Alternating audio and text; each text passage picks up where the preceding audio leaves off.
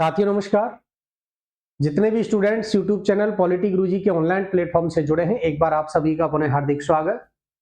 भारतीय संविधान के सभी अनुच्छेदों को हमने एक ही क्लास में कवर करने का प्रयास किया था। पिछली क्लासेज में हमने अनुच्छेद 1 से लेकर 148 जो मुख्य महत्वपूर्ण अनुच्छेद हैं उनको कवर किया। आज की क्लास में हम आगे विस्तार पूर्वक एक एक आर्टिकल्स जो इंपॉर्टेंट है एग्जाम के पॉइंट ऑफ व्यू से, उन सारे आर्टिकल्स पर विस्तार से चर्चा करेंगे। 1 से लेकर 148 कल की क्लास में हमने कवर किया था। आज की क्लास में हम पढ़ेंगे सबसे पहला आर्टिकल है अनुच्छेद 153। अनुच्छेद 153 की अगर मैं बात करूं, देखो पहले एक बार डिटेल पढ़ लें, उसके बाद मैं क्विक रिवीजन पूरी क्लास का करवा दूंगा बाद में, सारे आर्टिकल्स जो भी हैं उनका। क्लियर है? अनुच्छेद 153 कहता है प्रत्येक राज्य में एक राज्यपाल होगा। अच्छे से समझें एक एक बात को। प्रत्येक राज्य में एक राज्यपाल होगा, यह है अनुच्छेद 153। अब थोड़ा सा इसमें आपको कंफ्यूज नहीं होना है। थोड़ा सा एक बात बताऊं, 7वां संविधान संशोधन होगा और 7वां संविधान संशोधन आप सभी को भली भांति पता है 1956 में। कब हुआ? 1956 में जब आप राज्य पुनर्गठन अधिनियम पढ़ते हो, 1 नवंबर 1956 राज्य पुनर्गठन अधिनियम जो है 1 नवंबर 1956 है। इसके बाद इस आर्टिकल में थोड़ा सा एक परिवर्तन किया जाएगा और वो परिवर्तन होगा कि एक ही राज्य के राज्यपाल को, क्या होगा, एक ही राज्य के राज्यपाल को 2 या 2 से अधिक राज्यों का राज्यपाल बनाया जा सकता है। दोनों बातें क्लियर हैं?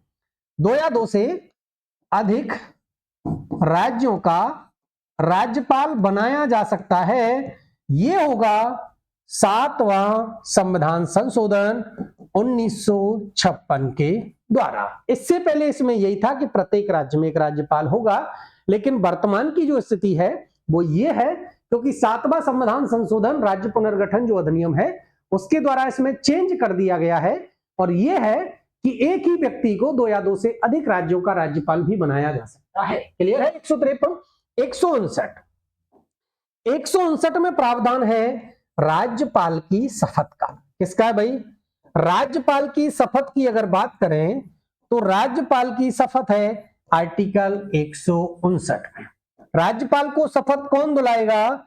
संबंधित राज्य का जो उच्च न्यायालय है उस उच्च न्यायालय का चीफ जस्टिस, मुख्य न्यायाधीश, और मुख्य न्यायाधीश की अनुपस्थिति में वरिष्ठतम न्यायाधीश राज्यपाल को उसके पद की शपथ दिलाता है और यह वर्णन करता है भारतीय संविधान का अनुच्छेद 159। नेक्स्ट बात करें 161। आर्टिकल 161 राज्यपाल को क्षमादान की शक्ति प्रदान करता है। क्या करता है भाई? राज्यपाल को क्षमादान की शक्ति प्रदान की गई है अनुच्छेद 161 के द्वारा। और अगर मैं बात करूं कि भाई राज्यपाल को है तो राष्ट्रपति को भी तो है, बिल्कुल साहब, राष्ट्रपति को भी क्षमादान की शक्ति प्राप्त है और राष्ट्रपति को होती है जो क्षमादान की शक्ति है वो है अनुच्छेद 72 में। अनुच्छेद 72 में राज्यपाल को संविधान की शक्ति प्राप्त, वो क्षमादान की शक्ति प्राप्त है। अनुच्छेद 161 के द्वारा भारतीय संविधान का अनुच्छेद 161 संबंधित राज्य के राज्यपाल को भी क्षमादान की शक्ति प्रदान करता है। अंतर क्या क्या है राष्ट्रपति की क्षमादान की शक्ति में और राष्ट्रपति की में, वो डिटेल्स वीडियो में पहले यूट्यूब पर अपलोड कर चुका हूं। एक एक आर्टिकल का विस्तृत विवरण है, संघ सरकार राज्य सरकार का अलग अलग। अब चलते भाई अगला जो आर्टिकल है हमारा 164। 164 जो आर्टिकल है वो कहता है कि बहुमत दल के नेता को, किसको भाई? बहुमत दल के नेता को राज्यपाल मुख्यमंत्री नियुक्त करेगा। क्लियर है? राज्यपाल बहुमत दल के नेता को मुख्यमंत्री नियुक्त करेगा। और दूसरी बात यह भी है कि सपोज करो किसी दल को स्पष्ट बहुमत प्राप्त नहीं होता है। दूसरी कंडीशन आती है कि अगर किसी दल को विधानमंडल में स्पष्ट बहुमत प्राप्त नहीं है तो स्पष्ट बहुमत प्राप्त नहीं होने की दशा में राज्यपाल स्वय विवेक का प्रयोग करेगा। किसका करेगा? स्वय विवेक का प्रयोग करेगा और वह किसी भी दल के नेता को बहुमत सिद्ध करने के लिए आमंत्रित कर सकता है। ये राज्यपाल की स्वय विवेकीय शक्तियां हैं। लेकिन अगर स्पष्ट बहुमत है तो स्पष्ट बहुमत होने की दशा में बहुमत दल के नेता को मुख्यमंत्री नियुक्त करेगा और मुख्यमंत्री की सिफारिश पर अन्य मंत्रियों की नियुक्ति की जाती है। अनुच्छेद 164। नेक्स्ट है भाई अनुच्छेद 165। सॉरी, अनुच्छेद 165। अनुच्छेद 165 में है राज्य महाअधिवक्ता की नियुक्ति। राज्य महाअधिवक्ता की नियुक्ति का जो प्रावधान है वो है आपके अनुच्छेद 165 में। और ये जो राज्य महाधिवक्ता होता है ये राज्य का सर्वोच्च विधि अधिकारी होता है। अगर राज्य के सर्वोच्च विधि अधिकारी का प्रश्न आपसे पूछा जाए, एग्जामिनर आपसे पूछे कि राज्य में सर्वोच्च विधि अधिकारी होता है, आपका आंसर होगा सर महाअधिवक्ता। अब बात कर ले थोड़ी सी भाई संघ में। संघ सरकार का सर्वोच्च विधि अधिकारी कौन होता है? लास्ट क्लास में मैंने आपको बताया था और वो होता है महान्यायवादी। ये होता है संघ सरकार का और आर्टिकल अनुच्छेद 76 में वर्णन मिलता है महान्यायवादी का। महान्यायवादी की जो व्याख्या है वो आर्टिकल 76 में है। अब चलते हैं नेक्स्ट आर्टिकल है अनुच्छेद 213। 213 आर्टिकल 123 आपको अगर याद हो तो 123 में क्या है भाई? 123 में तो है राष्ट्रपति की अध्यादेश जारी करने की शक्ति, लेकिन पहले पढ़ेंगे 213 राज्यपाल को अध्यादेश जारी करने की शक्ति प्रदान की गई है भारतीय संविधान के अनुच्छेद 213 के द्वारा। अब अध्यादेश जारी कब होगा? देखो, राज्य में अगर कोई विधानमंडल का सत्र अस्तित्व में नहीं है, चालू नहीं है, तो क्या होगा? और तुरंत प्रभाव से किसी प्रकार के कानून की आवश्यकता हो तो राज्यपाल अध्यादेश जारी कर सकता है अनुच्छेद 213 के द्वारा और राष्ट्रपति अध्यादेश जारी करेगा आर्टिकल 123। तो राष्ट्रपति का 123 में है और राज्यपाल को अध्यादेश जारी करने की शक्ति प्रदान की गई है भारतीय संविधान के अनुच्छेद 213। नेक्स्ट आर्टिकल है 214। 214 बात करता है प्रत्येक राज्य के लिए एक उच्च न्यायालय होगा। प्रत्येक राज्य के लिए एक उच्च न्यायालय होगा और एक ही उच्च न्यायालय को 2 या 2 से अधिक राज्यों का उच्च न्यायालय भी बनाया जा सकता है। क्लियर है? 2 या 2 से अधिक राज्यों का हाई कोर्ट बनाया जा सकता है। हाई कोर्ट के गठन संबंधी प्रावधान है अनुच्छेद 214 में। अब बात करें भाई कि चलो ठीक है, 2 से 14 से लेकर 231 तक जो प्रावधान है वो हाई कोर्ट के गठन संबंधी, संरचना संबंधी सारा 214 से लेकर 231 तक है। 215 में अगर बात करें तो भारतीय संविधान का अनुच्छेद 215 कहता है कि प्रत्येक हाई कोर्ट अर्थात प्रत्येक उच्च न्यायालय एक अभिलेख न्यायालय होगा। एक अभिलेख न्यायालय होगा। ये आपका है अनुच्छेद 215 में। अब बात कर लें थोड़ी सी भाई कि जो सुप्रीम कोर्ट है वो सुप्रीम कोर्ट भी एक अभिलेख न्यायालय होता है। मैंने आपकी कल की क्लास में पढ़ाया था और अनुच्छेद आपसे पूछा जाए तो आपका आंसर होगा सर 129। अनुच्छेद 129 में वर्णन किया गया है कि प्रत्येक सुप्रीम कोर्ट एक अभिलेख न्यायालय होगा और इसी प्रकार हाई कोर्ट भी एक अभिलेख न्यायालय होगा। ये वर्णन करता है भारतीय संविधान का अनुच्छेद 215। क्लियर है दोनों बात? 214 से लेकर 231 तक हाई कोर्ट के गठन संबंधी प्रावधान है, जिनमें 214 में तो स्पष्ट रूप से वर्णन मिलता है प्रत्येक राज्य में एक उच्च न्यायालय होगा। क्लियर? 215 के द्वारा जो हाई कोर्ट है वो क्या होगा भाई? 215 में वर्णन है कि जो प्रत्येक हाई कोर्ट है वो एक अभिलेख न्यायालय होता है और भारतीय संविधान का अनुच्छेद 129 सुप्रीम कोर्ट को भी एक अभिलेख न्यायालय बताता है। अब बात करते हैं नेक्स्ट आर्टिकल की और वो है 226।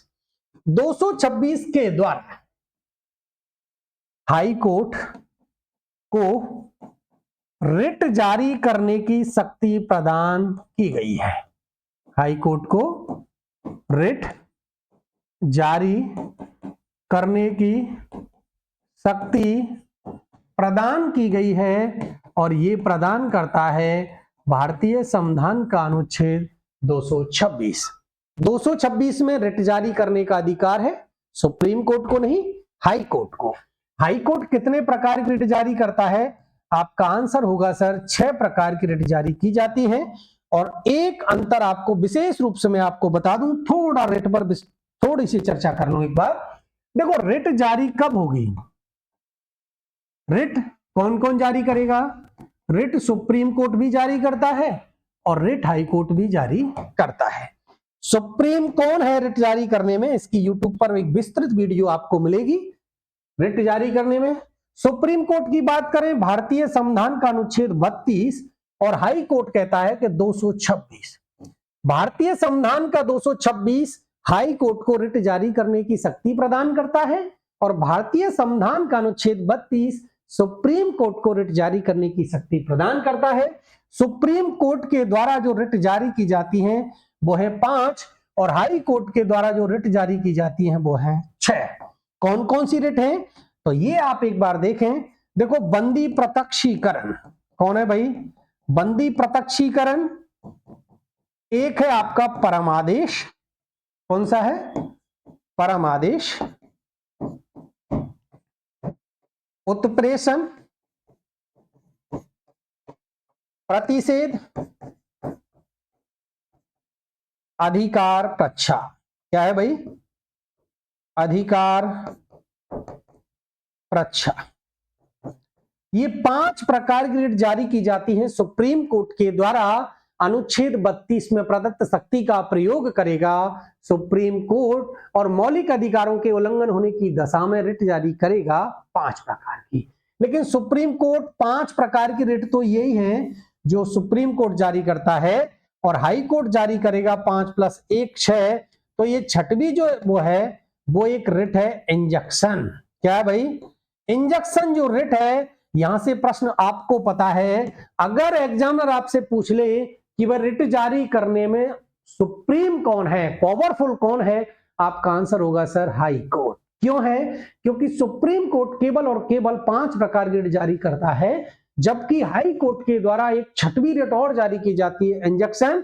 इस प्रकार भारतीय संविधान का अनुच्छेद 226 हाई कोर्ट को रिट जारी करने की शक्ति प्रदान करता है। नेक्स्ट आर्टिकल है 243 आपको अच्छे प्रकार से आपने पढ़ा रखा है। वैसे तो पंचायती राज आपने पढ़ा है, जिसमें आप पढ़ते हो ग्रामीण स्वशासन, ग्रामीण स्वशासन है ना। और एक आता है इसमें नगरीय प्रशासन। ये 2 है। 243 से लेकर 243 ओ तक है ग्रामीण स्वशासन और 243 पी से लेकर 243 जेड जी तक है आपका नगरीय प्रशासन। क्लियर। ये जो आर्टिकल हैं ये जोड़े गए हैं 73वें संविधान संशोधन 1992 के द्वारा, और ये आर्टिकल नगरीय प्रशासन से ये जोड़े गए हैं 74वें संविधान संशोधन 1992 के द्वारा। दोनों में अंतर क्या है आपको पता है, 73वां संविधान संशोधन 1992 में होगा और भारतीय संविधान में एक अनुसूची जोड़ी जाएगी 11वीं अनुसूची, जो कि ग्रामीण प्रशासन से संबंधित है, और 74वें संविधान संशोधन 1993 के द्वारा अनुसूची जोड़ी जाती है 12वीं अनुसूची, जो कि नगरीय प्रशासन से संबंधित है। भारतीय संविधान का अनुच्छेद 243 इसी का वर्णन करता है। नेक्स्ट आर्टिकल की एक बार बात कर लें। 243 तक क्लियर है ना, कोई दिक्कत हो तो मुझे बता देना आप एक बार। अनुच्छेद 266 और 267 दोनों आर्टिकल को मैंने एक साथ इसलिए लिया है क्योंकि 266 बात करता है भारत सरकार की संचित निधि की। किसकी बात करता है? संचित निधि की। अनुच्छेद 267 बात करता है भारत सरकार की आकस्मिक निधि की। किसकी बात करता है?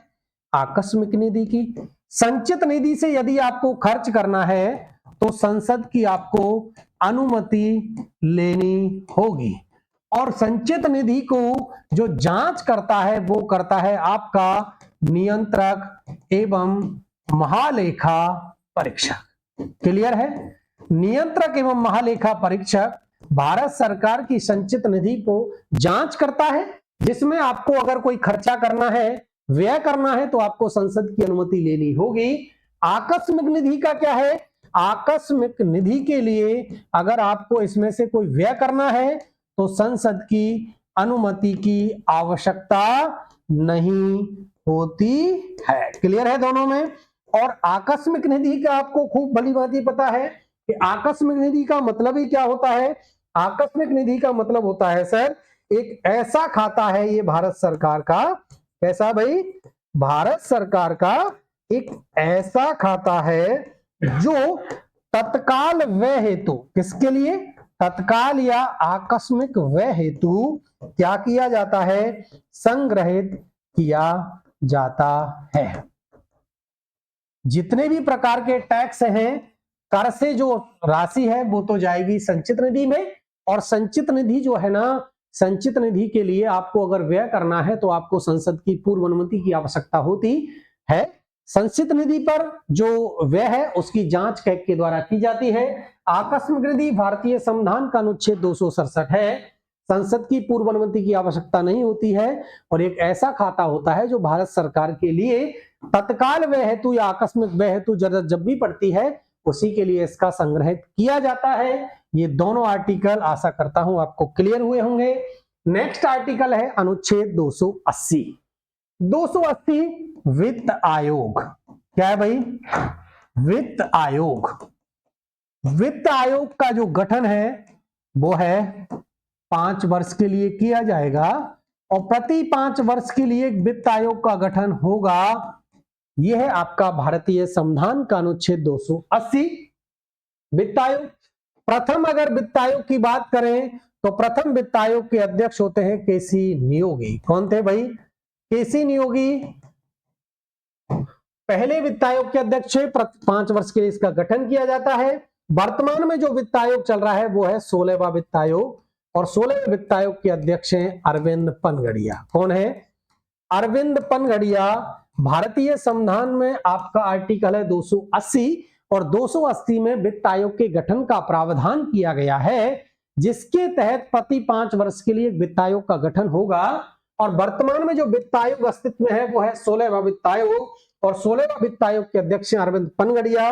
इससे पहले जो 15वें वित्त आयोग था ना, उस 15वें वित्त आयोग अध्यक्ष थे एन.के. सिंह। वैसे इंपॉर्टेंट नहीं है लेकिन रख लो, है ना। एन.के. सिंह 15वां वित्त आयोग, 16वां वित्त आयोग वर्तमान में अस्तित्व में है, जिसके अध्यक्ष अरविंद पनगड़िया हैं। और प्रथम वित्त आयोग के अध्यक्ष हुआ करते थे केसी नियोगी। आर्टिकल है 280। 300A इंपॉर्टेंट आर्टिकल है, क्योंकि बार बार बताता हूं मूल अधिकार जो है अनुच्छेद 31 में वर्णित था, जिसको हटा दिया गया था। 44वां अमेंडमेंट होगा 1978 में, और ये किससे संबंधित था? ये था सर संपत्ति के अधिकार से, किससे? संपत्ति के अधिकार से संबंधित था, और वर्तमान में इसको एक सामान्य विधिक या कानूनी अधिकार बनाकर जोड़ दिया गया है 44वें संविधान संशोधन 1978 के द्वारा, अनुच्छेद 300A। नेक्स्ट, हाँ भाई 312 में है अखिल भारतीय सेवाओं के गठन का प्रावधान। किसका है? अखिल भारतीय सेवाओं के गठन का प्रावधान करता है भारतीय संविधान का अनुच्छेद 312 है।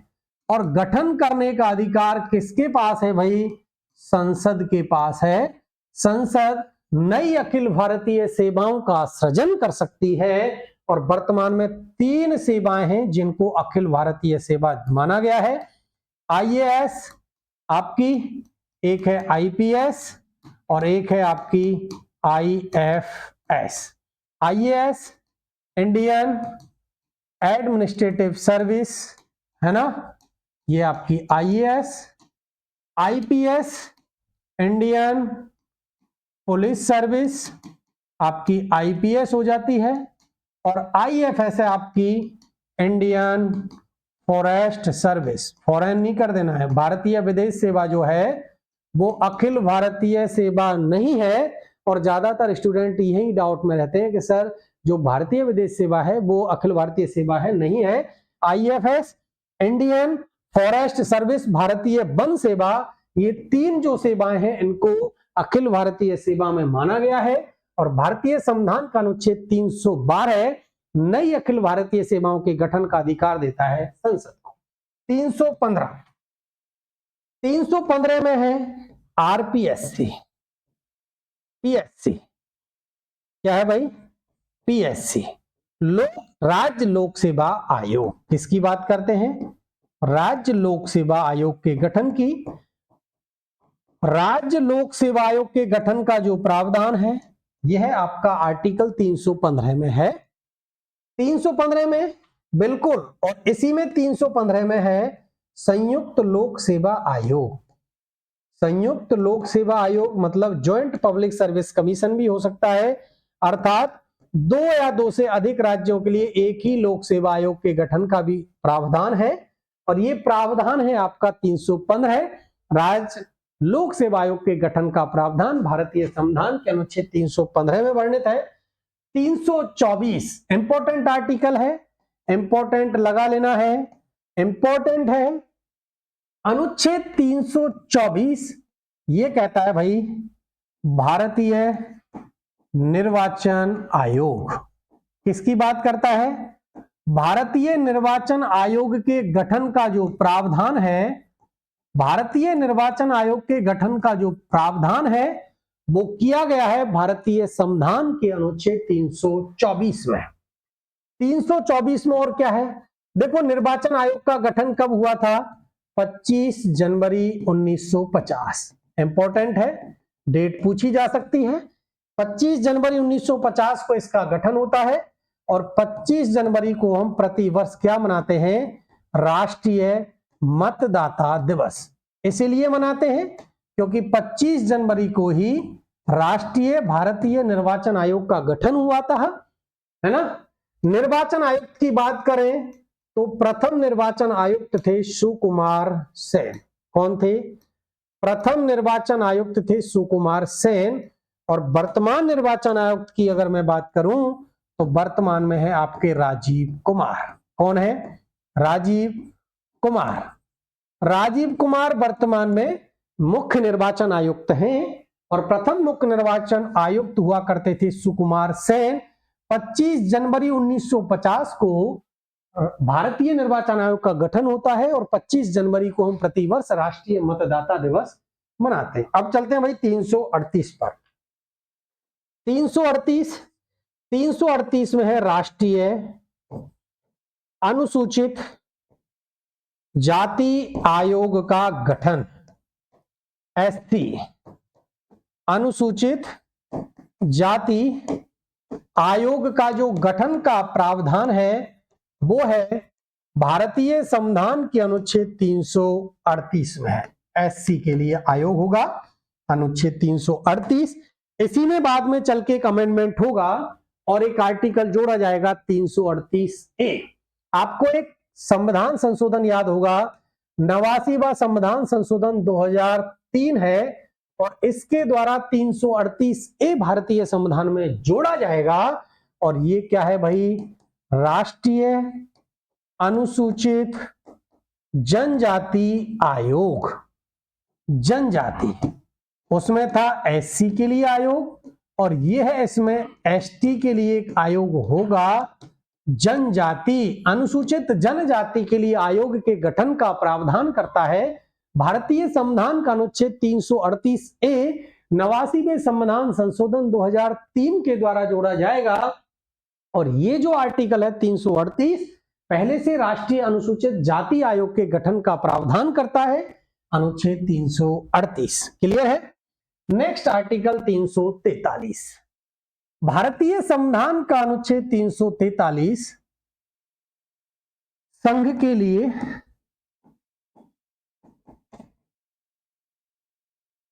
राजभाषा कौन सी होगी भाई, हिंदी होगी। और लिपि की भी बात करता है यह आर्टिकल, जिसकी लिपि होगी देवनागरी। ये इंपॉर्टेंट फैक्ट है अनुच्छेद 343 के बारे में। 343 में है जो हमारी हिंदी राजभाषा है ना, राष्ट्रभाषा नहीं है हिंदी, कैसी भाषा है, राजभाषा है, अर्थात राजकाज की भाषा है, राष्ट्रभाषा नहीं है।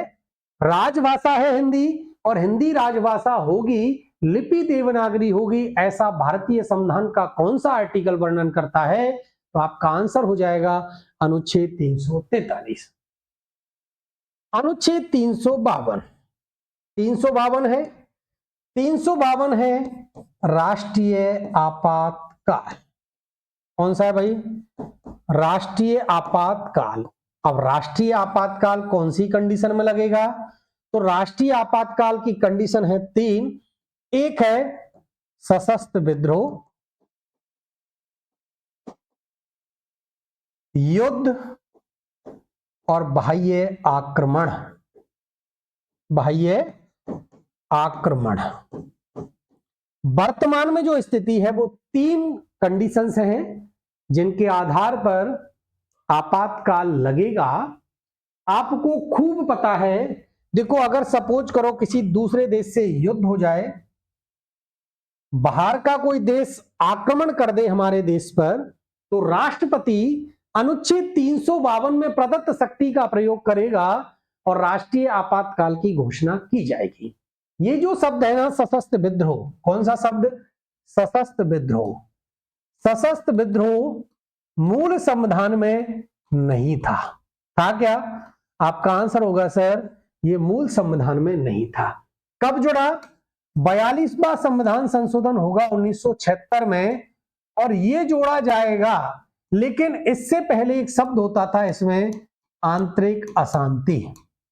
कौन सा है, आंतरिक अशांति। और आंतरिक अशांति के नाम पर आपको पता होगा श्रीमती इंदिरा गांधी जो तत्कालीन पीएम हुआ करती थी, इन्होंने इस आंतरिक अशांति शब्द का सबसे ज्यादा दुरुपयोग किया और भारत में आपातकाल लगाया।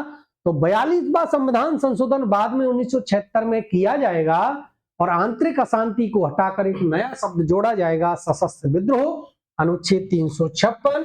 तो वर्तमान में जो कंडीशन है वो सशस्त्र विद्रोह, युद्ध और बाह्य आक्रमण की स्थिति में अनुच्छेद 352 के द्वारा राष्ट्रीय आपातकाल की घोषणा की जाएगी राष्ट्रपति के द्वारा। 356 आर्टिकल है 356। 356 बात करता है भाई राज्यों में आपातकाल की। किसकी, राज्यों में आपातकाल की बात करता है 356। और कब लगेगा, ये लगेगा भाई अगर राज्य में संवैधानिक तंत्र विफल हो गया है, अर्थात कोई भी सरकार अस्तित्व में नहीं है और संवैधानिक तंत्र विफल हो जाता है, तो राज्यपाल की सिफारिश पर राज्य में भी राष्ट्रपति शासन लागू किया जा सकता है, आपातकाल लगाया जाएगा 356 के द्वारा। 360 जो है वो बात करता है वित्तीय आपातकाल की। किसकी? वित्तीय आपातकाल की। और जो वित्तीय आपातकाल है ना, ये अब तक भारत में एक भी बार नहीं लगा है। एक बार लगा है क्या? एक बार भी नहीं लगा है। अनुच्छेद 360 क्लियर। आज की क्लास में हमने शुरू किया था जो आर्टिकल है वो था 153 से, है ना। 1 से लेकर 148 तक जो मुख्य इंपॉर्टेंट आर्टिकल थे वो हमने कल की क्लास में कवर कर लिए थे वैसे। और आप एक बार जल्दी से मैं आपको कवर कराना चाहूं तो देखो अनुच्छेद 1 क्यों रिवीजन कर लेते हैं, क्लास से कनेक्ट भी हो जाएंगे। अनुच्छेद 1 है India that is Bharat shall be A union of state, अर्थात भारत अर्थात इंडिया राज्यों का संघ होगा। ये कहता है भारतीय संविधान का अनुच्छेद 1। अनुच्छेद 5 करता है नागरिकता संबंधी प्रावधान कि भारत के लोगों को नागरिकता कैसे प्राप्त होगी, मतलब भारत की नागरिकता किस किस प्रकार से प्राप्त की जा सकती है। 5। नेक्स्ट आर्टिकल है 14 और 14 में वर्णन मिलता है विधि के समक्ष समता। विधि के समक्ष समानता की बात करता है अनुच्छेद 14। अनुच्छेद 15 कहता है 5 आधार पर धर्म है, जाति है, लिंग है, मूल वंश और जन्म स्थान। कौन है भाई? मूल वंश है, जन्म स्थान है, इसके आधार पर जो भेदभाव है उसका प्रतिषेध करता है अनुच्छेद 15। अनुच्छेद 16 जो कहता है वो कहता है लोक नियोजन में अफसर की समता। लोक नियोजन में किसी भी प्रकार का भेदभाव नहीं किया जाएगा, ये आपका आर्टिकल है 16। 17 कहता है अस्पृश्यता का अंत। 17 के द्वारा इंपॉर्टेंट आर्टिकल है, आर्टिकल 17 काफी बार पूछा भी गया है। अस्पृश्यता का अंत भारतीय संविधान के कौन से अनुच्छेद में है? अनुच्छेद 17। 18 करता है उपाधियों का अंत। लेकिन 2 क्षेत्र हैं जिनमें उपाधि प्राप्त की जा सकती है। उपाधियों का अंत करता है अनुच्छेद 18। शिक्षा के क्षेत्र में और सेना के क्षेत्र में आप उपाधि प्राप्त कर सकते हो। क्लियर है। अनुच्छेद 21 में है प्राण एवं दैहिक स्वतंत्रता। क्या है? अनुच्छेद 21 में है प्राण एवं दैहिक स्वतंत्रता। नेक्स्ट आर्टिकल है आपका अनुच्छेद 21A। आपको पता है 86वां संविधान संशोधन 2002 के द्वारा हुआ और निःशुल्क एवं अनिवार्य शिक्षा, निःशुल्क एवं अनिवार्य शिक्षा प्रदान करने की जो बात आती है वो है अनुच्छेद 21A। 6 से 14 वर्ष के बालक हैं, कक्षा 1 से लेकर 8 तक की कक्षा है। अनुच्छेद 23 मानव दुर्व्यापार और बलात्संग का प्रतिषेध। अनुच्छेद 23 कहता है कि मानव दुर्व्यापार और बलात्संग का प्रतिषेध किया गया है अनुच्छेद 23 में। 24 कहता है भाई 14 वर्ष से जो कम आयु के बालक है ना, 14 वर्ष से कम आयु के बालकों को आप क्या नहीं कर सकते भाई? जोखिम भरे कार्यों में नहीं लगा सकते हैं। यह है आपका 24। क्यों रिवीजन करवाया जा रहा है थोड़ा जल्दी जल्दी बताऊंगा क्योंकि पहले क्लास में डिस्कस कर चुके हैं। अनुच्छेद 32 संवैधानिक उपचारों का अधिकार। अनुच्छेद 32 में क्या है भाई? अनुच्छेद 32 में है संवैधानिक उपचारों का अधिकार और ये अधिकार प्रदान करता है अनुच्छेद 32, जिसके द्वारा सुप्रीम कोर्ट 5 प्रकार की रिट जारी करेगा और डॉक्टर अंबेडकर इसको आत्मा की संज्ञा प्रदान करते हैं। अनुच्छेद 32। नेक्स्ट आर्टिकल है अनुच्छेद 39A समान न्याय एवं निःशुल्क विधिक सहायता। समान न्याय और निःशुल्क विधिक सहायता भारतीय संविधान का अनुच्छेद 39A। 40 की बात करें सर, ग्राम पंचायतों का गठन। गांधी जी के सपने को साकार अगर कोई अनुच्छेद करता है तो वो करता है भारतीय संविधान का अनुच्छेद 40। नेक्स्ट 44 समान सिविल संहिता। समान सिविल संहिता यह है आपका 44। 45 में बात की गई है सर निःशुल्क एवं अनिवार्य शिक्षा की। किसकी? निःशुल्क और अनिवार्य शिक्षा की बात की गई है आपकी अनुच्छेद 45 में। इसके बाद आर्टिकल आता है 50 कार्यपालिका और न्यायपालिका का पृथक्करण। कार्यपालिका का न्यायपालिका से पृथक्करण किया गया है भारतीय संविधान के अनुच्छेद 50। 51 की बात करें तो 51 में आता है भाई अंतरराष्ट्रीय शांति एवं सुरक्षा विदेश नीति। अंतरराष्ट्रीय शांति एवं सुरक्षा विदेश नीति इसकी बात की गई है अनुच्छेद 51 में। चले भाई 52 की तरफ। अनुच्छेद 52 है भारत में 51 मूल कर्तव्य। 51 में मूल कर्तव्य है। भाग आपका 4A है जोड़ा जाएगा 44वें संविधान संशोधन 1978 के द्वारा, है ना, 42वें के द्वारा, 42वें संविधान संशोधन 1976 के द्वारा जोड़ा जाएगा। एक सरदार स्वर्ण सिंह समिति है, इसकी सिफारिश होगी। 8 मूल कर्तव्य की सिफारिश की जाती है, लेकिन जोड़े जाते हैं 10 और वर्तमान में संख्या बढ़कर हो गई है 11। क्लियर। नेक्स्ट आर्टिकल है 52। 52 कहता है भारत में एक राष्ट्रपति होगा। भारत में एक राष्ट्रपति होगा, यह है आपका अनुच्छेद 52। 53 कहता है संघ की कार्यपालिका शक्ति, संघ की कार्यपालिका शक्ति राष्ट्रपति में निहित होंगी, यह है आपका भारतीय संविधान का अनुच्छेद 53। 54 में क्या है भाई? 54 में है निर्वाचक मंडल के राष्ट्रपति का जो निर्वाचन होगा ना, उस निर्वाचन में कौन कौन शामिल होंगे, निर्वाचक मंडल की बात 54। 55 में है निर्वाचन की प्रक्रिया, और निर्वाचन की प्रक्रिया क्या है? एकल संख्यमणीय मत प्रणाली के द्वारा, है ना। 56 में है कार्यकाल, और 56 में कार्यकाल होगा सामान्यतः पद ग्रहण की तिथि से 5 वर्ष। 57 में है पुनः निर्वाचन, कि भारत के राष्ट्रपति को पुनः निर्वाचन किया जा सकता है क्या? बिल्कुल किया जा सकता है। इस पर संविधान क्या है? संविधान में इसकी किसी प्रकार की कोई व्यवस्था नहीं की जा सकती है, जबकि अमेरिका का संविधान कहता है कि एक व्यक्ति को अधिकतम 2 बार राष्ट्रपति बनाया जा सकता है। 58 में है योग्यता। 59 में है राष्ट्रपति पद की सेवा शर्तें, कौन कौन सी शर्तें हैं। नेक्स्ट है अनुच्छेद 60। अनुच्छेद 60 में है राष्ट्रपति की शपथ का प्रावधान। 61 में है महाभियोग, अर्थात राष्ट्रपति को हटाने की जो प्रक्रिया का उल्लेख है ना, वो है महाभियोग प्रक्रिया, और यह है अनुच्छेद 61 में, जिसको हमने कहां से ग्रहण कर लिया? हमने ग्रहण कर लिया अमेरिका से। नेक्स्ट आर्टिकल है 63, जो उपराष्ट्रपति की बात करता है। एक उपराष्ट्रपति भी होगा भारत में, जो राज्यसभा का पदेन सभापति होता है। क्या होता है भाई? राज्यसभा का पदेन सभापति कौन होगा? तो राज्यसभा का पदेन सभापति होगा उपराष्ट्रपति। 69 में है उपराष्ट्रपति की शपथ का प्रावधान। नेक्स्ट आर्टिकल है आपका 72, राष्ट्रपति की क्षमादान की शक्तियां। राष्ट्रपति की जो क्षमादान की शक्तियां हैं वो वर्णित है आपकी अनुच्छेद 72 में। अनुच्छेद 76 में है महान्यायवादी, भारत सरकार का सर्वोच्च विधि अधिकारी होता है महान्यायवादी, और यह है आपका 76। नेक्स्ट आर्टिकल 79 में बात की गई है संसद की। किसकी बात की गई है? संसद। और संसद किससे बनकर मिलेगी सर? राष्ट्रपति से, लोकसभा से और राज्यसभा से मिलकर बनेगी, यह है आपकी संसद 79 में। 80 में राज्यसभा के गठन एवं संरचना संबंधी प्रावधान है 80। 81 में गठन मिलता है सर लोकसभा का। किसका मिलता है? लोकसभा के गठन का जो प्रावधान है वो आपका 81 में है। 108 में बात की गई है संयुक्त अधिवेशन की। किसकी बात की गई है?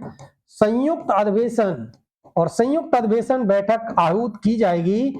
संयुक्त अधिवेशन को आहूत करेगा राष्ट्रपति, अध्यक्षता करेगा आपका लोकसभा अध्यक्ष। आहूत राष्ट्रपति करता है, कौन करेगा? प्रेसिडेंट करेगा, है ना। और अध्यक्षता कौन करेगा? अध्यक्षता करेगा आपका लोकसभा का अध्यक्ष अर्थात स्पीकर, है ना। यह है 108। 110 में है धन विधेयक, और कोई विधेयक धन विधेयक है या नहीं इसका निर्णय कौन करता है भाई? लोकसभा का अध्यक्ष ही करता है। धन विधेयक की परिभाषा दी गई है, कौन सा विधेयक धन विधेयक होगा? ये 110 में है। 112 में बजट, वार्षिक वित्तीय विवरण, एक वर्ष भर का सरकार का लेखा जोखा, वार्षिक वित्तीय विवरण, यह है आपका बजट। अनुच्छेद 112 इसके बारे में वर्णन करता है। नेक्स्ट आर्टिकल है 123, और 123 है राष्ट्रपति को अध्यादेश जारी करने की शक्ति प्रदान की गई है आपकी अनुच्छेद 123 में। अनुच्छेद जो 124 है, 124 कहता है सुप्रीम कोर्ट का गठन। सुप्रीम कोर्ट के गठन एवं संरचना संबंधी जो प्रावधान है वो है आपके 124 में। नेक्स्ट आर्टिकल 129, सुप्रीम कोर्ट एक अभिलेख न्यायालय होगा। सुप्रीम कोर्ट एक अभिलेख न्यायालय है, यह है आपका अनुच्छेद 129। अनुच्छेद 143, सुप्रीम कोर्ट परामर्शी न्यायालय है। क्या है भाई? सुप्रीम कोर्ट परामर्शी न्यायालय है, यह है आपका भारतीय संविधान का अनुच्छेद 143। नेक्स्ट आर्टिकल है 148 और इसमें क्या है भाई, 148 में है कैग, नियंत्रक एवं महालेखा परीक्षक। अनुच्छेद 148 से लेकर 151 तक कैग की गठन की प्रक्रिया है पूरी, 148 से लेकर 51 तक। यह है भारतीय संविधान के आर्टिकल और कुल आर्टिकल होते हैं 395, भागों की संख्या है 22 और अनुसूचियों की वर्तमान में संख्या है 12 और मूल संविधान में अनुसूची हुआ करती थी 8। ये कुछ इंपॉर्टेंट फैक्ट हैं जो आपको बिल्कुल याद होना चाहिए। आज की क्लास से आप जुड़े, इसके लिए आप सभी का बहुत बहुत धन्यवाद। मिलता हूं बहुत जल्द आपको नेक्स्ट क्लास में, तब तक के लिए आप सभी को बेस्ट ऑफ लक, तैयारी करते रहें। बहुत बहुत धन्यवाद।